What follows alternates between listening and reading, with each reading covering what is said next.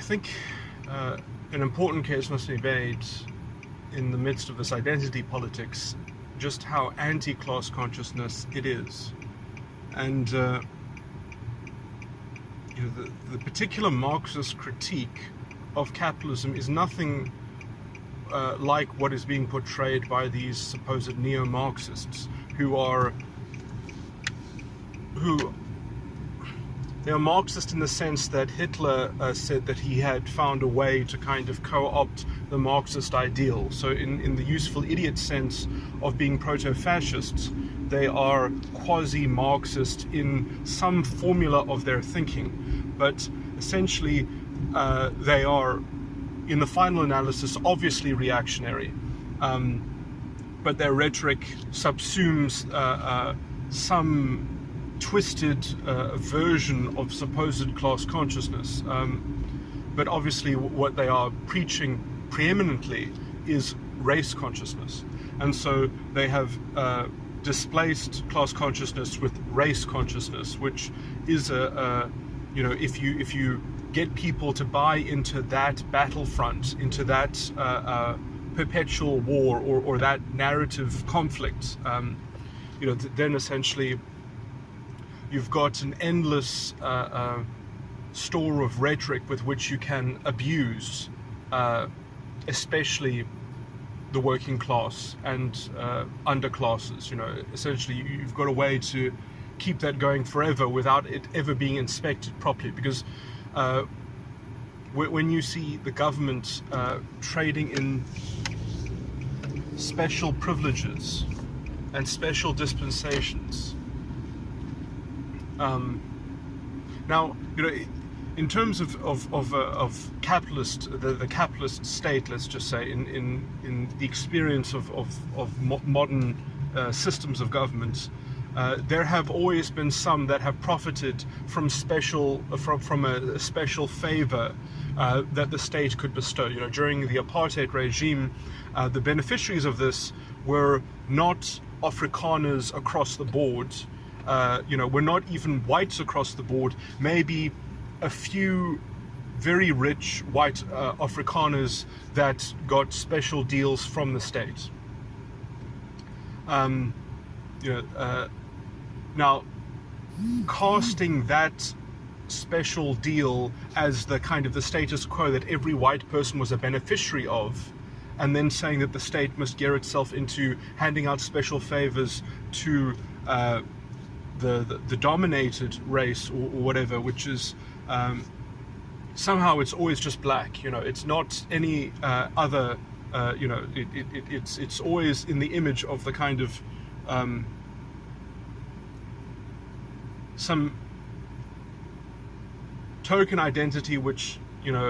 just happens to be the majority in the country. So it's very easy to get away with this sort of fudging and half-baked thinking. But it smacks of populism and racialist populism at that, which is the most perhaps disgusting kind of. But anyway, the irony is that you can never get too much of the special favor from the state, because it does degrade the general functioning of the system. And so that's why it's only ever profitable when a few people are doing it, and you could call that some level of plutocratic exploitation or corruption, and the idea that that's going to be shared evenly amongst a population group. Now let me just go back slightly, because I was talking about extracting money from the apartheid system. There was a level of protectionism for poor whites in the apartheid system. I mean, the biggest beneficiary of apartheid were not even rich people at all, and were not middle class people, and were not the well-to-do. They were the poor whites in apartheid, were essentially protected from having their labor, the cost of their labor pushed down because of the I can't remember all the names of the acts, but it was something like the civilized labor, the so-called civilized labor, or something like that, where certain jobs and certain industries were effectively barred. There was a color bar to those industries, and so which effectively is an anti-capitalist thing. When capitalism functions, it only kind of makes progress by pulling up the floor. It raises the floor. And when you sort of diminish the functioning of capitalism, you don't get that action anymore from the ground up, especially when you're diverting resources into setting up these special favors. The best modern example of this, which is very illustrative, is the taxi industry. So let's say in a normal functioning system, you'd have something like you get taxis which are facilitating transport routes which are not mainstream, which are diffused. They are servicing routes which would otherwise not be. So they're filling the gap because there isn't a kind of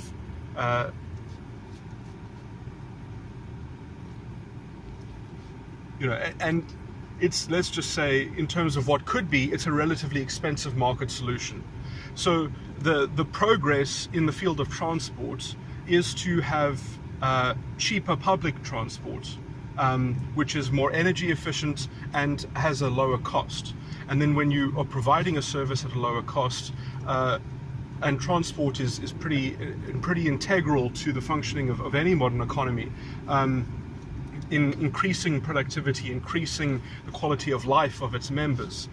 So you have more stable, perhaps safer forms of transport. You have buses,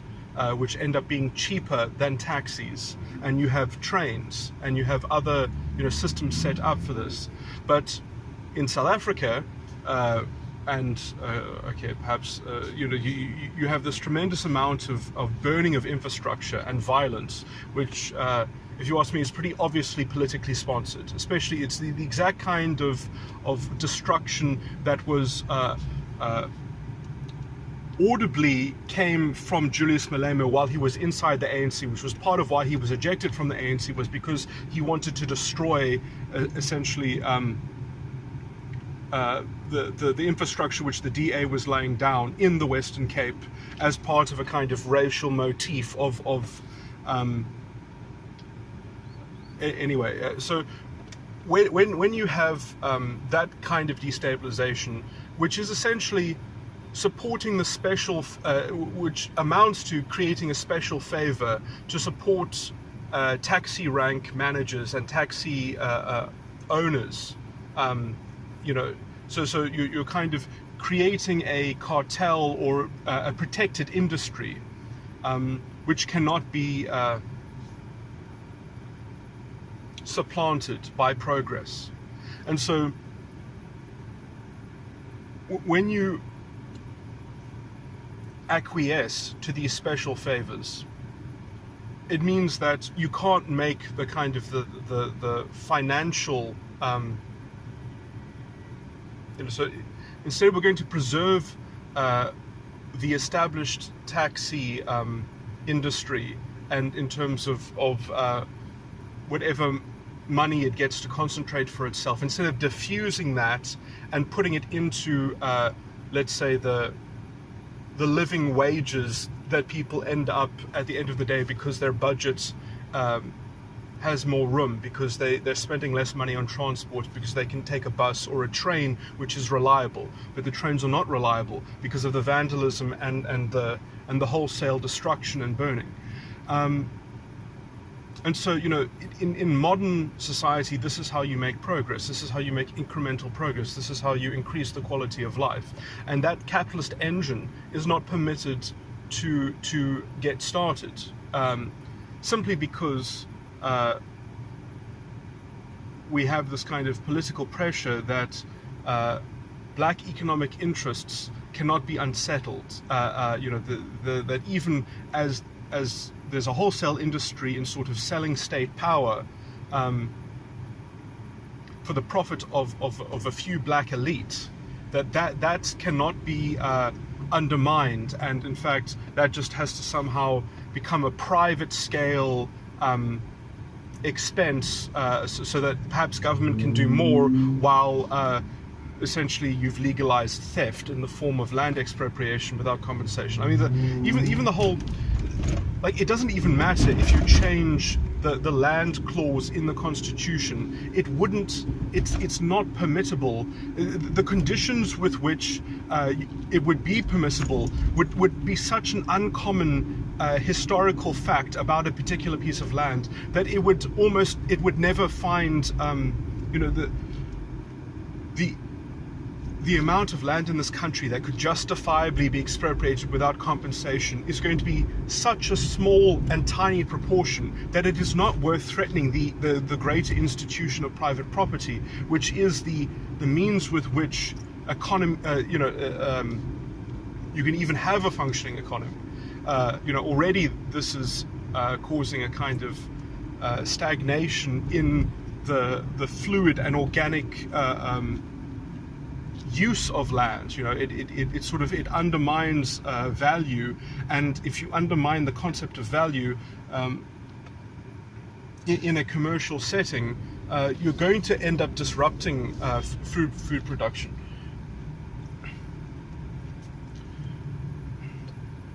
There's no two ways about it. Just from the uncertainty itself, should people sow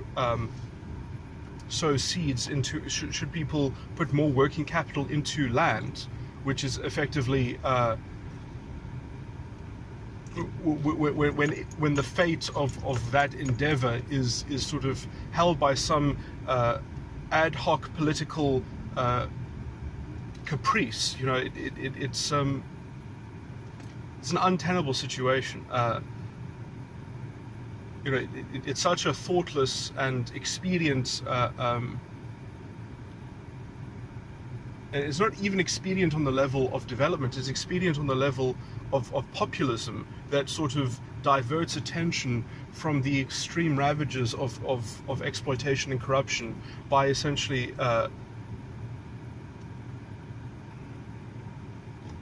political mismanagement and ideological corruption, which has always defended itself by going on the offensive, by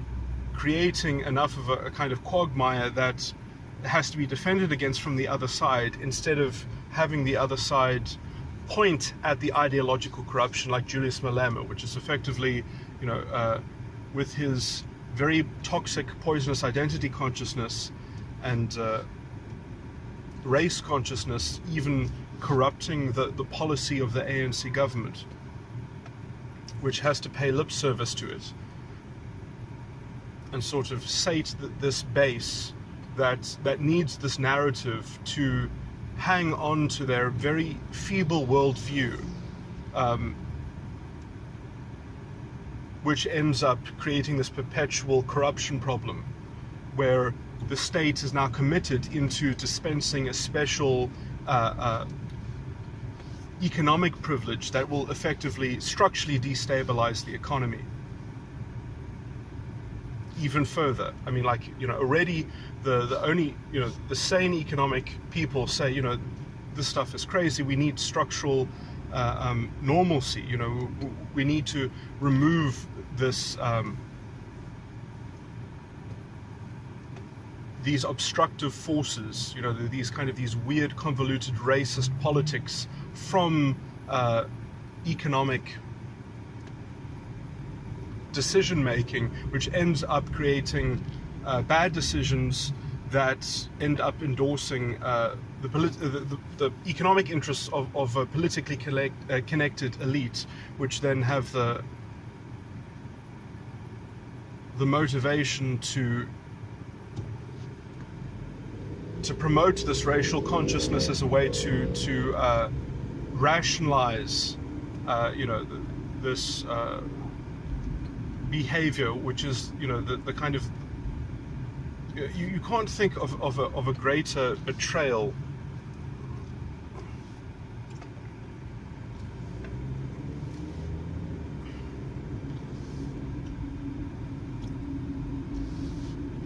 to the values in the South African Constitution. It really to kind of to take this document and to see it as inferior to this hopeless ideological spiral and abyss, you know, that uses collective punishment as its a benchmark for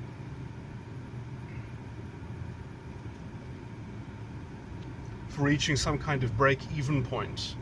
you know, which essentially never comes because of the dysfunction in the management of resources as it's dispensing its ideological solution,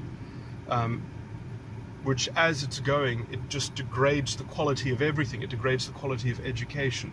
and it calls this progress because it's decolonizing standards. I mean, it's the most racialist, inflammatory,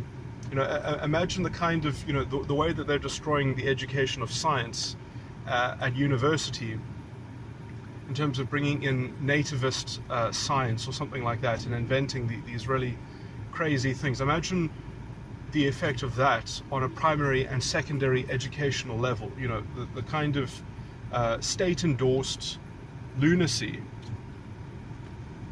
that effectively is going to end up creating a voting bloc of uneducated people which are trapped in this ideologically rigged race-baiting narrative in which the only solution is that we don't have a strong enough authoritarian hand in government that creates a moral society out of its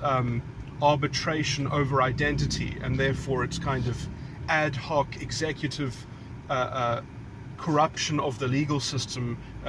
that just, you know, creates a legal positivistic framework to accomplish any of its goals, which, you know, have no substantive, you know, it's just completely unsubstantiated. It doesn't even have to defend itself because it doesn't have to answer to the voice of white privilege. You know, it's just got this kind of ad hominem that absorbs any contention against it.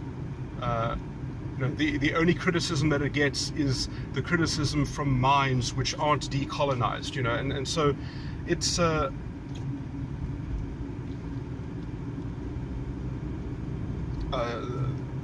yeah, the dynamics of this are more are better laid out in my beta quadra values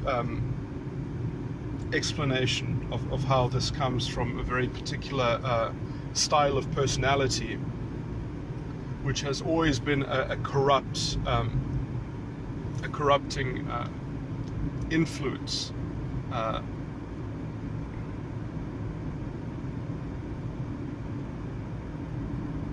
in culture and in politics and in any dynamic that it can get its hands on. Okay, I guess that's enough of that, but I did just want to lay out, perhaps I should have focused right at the start in terms of the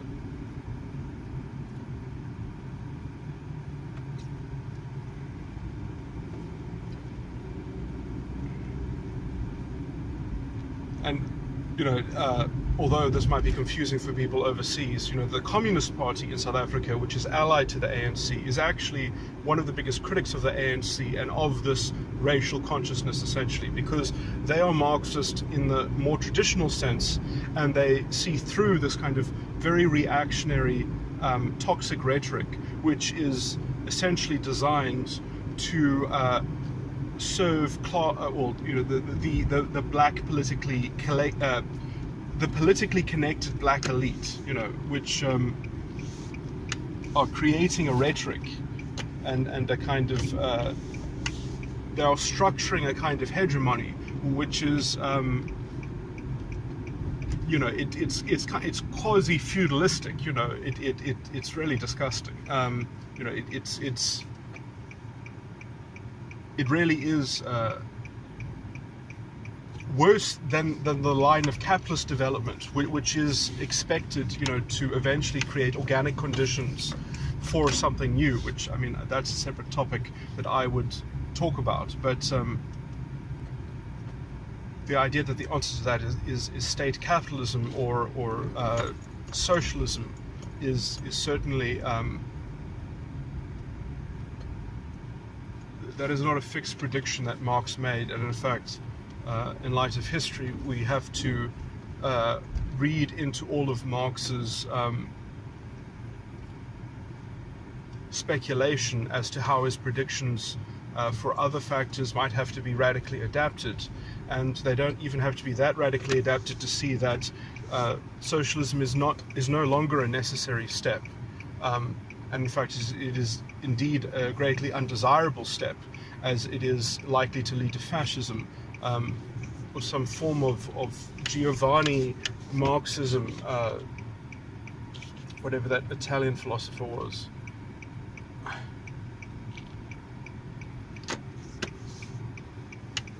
And that a libertarian version of Marxism is really the only viable one, and is not even hard to organize, with communications technology and the downscaling of technology into a compact source of utility, which can be purchased from the market, and so even can coexist with the market in setting up autarchical alternative economic units, perhaps, that can subsist happily within a liberal democratic state and can organize within the legal scope, especially within the South African Constitution. Would not be difficult to make room for that, because you would even have standing to sort of get the courts to create the structure if the structure didn't already exist within the legal sphere. And I would argue that it does quite easily. You would just have to be systematic about how you would do your planning, unbond the land, get land patents so that you could sort of get off the grid on the level that you would need to be economically sustainable, but obviously still be subject to the judiciary, and not declare any kind of radical independence whatsoever. It's completely unnecessary. In fact, the only radical independence that would be needed is if we have some kind of large-scale constitutional degradation, which is kind of in the works. And if you had a kind of disgusting government like the EFF, or what the ANC is potentially transforming into,